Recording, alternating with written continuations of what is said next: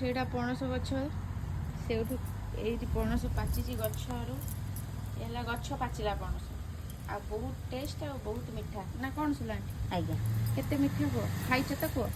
ପ୍ରବଳ ମିଠା ପ୍ରବଳ ମିଠା ନା ପଣସ ମଞ୍ଜି ତମକୁ ଭଲ ଲାଗେ? ରାଇ କଲେ ନା ଆଉ ରାଇ ମମି ତାକୁ ଭାଜିକି ଖାଇଦିଅନ୍ତି। ରାଇ କଲେ ନା ମସଲା ଦେଇକି ହଁ। ଟେଷ୍ଟ ରହିବ। ଟେଷ୍ଟ ଏଇ ଦେଖ ବଳ ଲଗାଅ ଶୁଣ ହିଂସା ସାବାସ୍ ଇଏ ବହୁତ ମିଠା ପଣସ ଆମର। ଏଇଠି କେମିତି ହେଇଛି ବାସ୍ନା ହେଉଛି କେଡ଼େ ଜୋରରେ। ତମକୁ ବାସ୍ନା ହଉଛି? ହଁ ନାଇଁ ବା ସେ ଫୋନରେ ପଚାରୁଛି। ଓ ଗାଈ ଛୁଆମାନଙ୍କୁ ନା ତାଙ୍କୁ ବାସ୍ନା ହେଉନି ତାଙ୍କୁ ଯଦି ପଣସ ଗୋଟେ ଗୋଟେ ଫୁଟେ ଦେବ ସେମାନେ ଖାଇକି କହିବେ ଟେଷ୍ଟଟା କେମିତିଆ ଲାଗୁଛି। ଦେଇଦେବା ଆଉ ବେଲା ଆଣିଲନି ବୋଉ ଏଇଟା ବଡ଼ ତମେ ନେବ କୋଉଥିରେ ଜରି ଆଣିବି? ହଁ ଯୋଉ ଏଇ ବଡ଼ ବଡ଼ ବୁଟା ହଉ ହଉ ନା ଆଣୁଛି। ହଁ ବଡ଼ ବଡ଼ ମୋତେ ବି ପଣସ ଖାଇବାକୁ ଇଚ୍ଛା ହେଉଛି ହେଲେ ଝିଅର ନାଇଁ ଲୋ ବୋପାଲୋ ଖାଇବୁନି।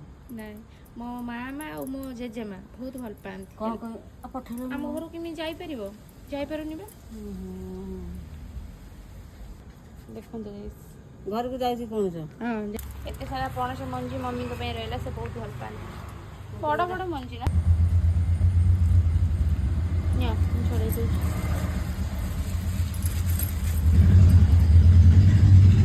ବଡ଼ ବଡ଼ ବୁଟା ନା ହଁ ବଡ଼ ବଡ଼ ଆର ବର୍ଷ ଏମିତି ହେଇନଥିଲା ତ।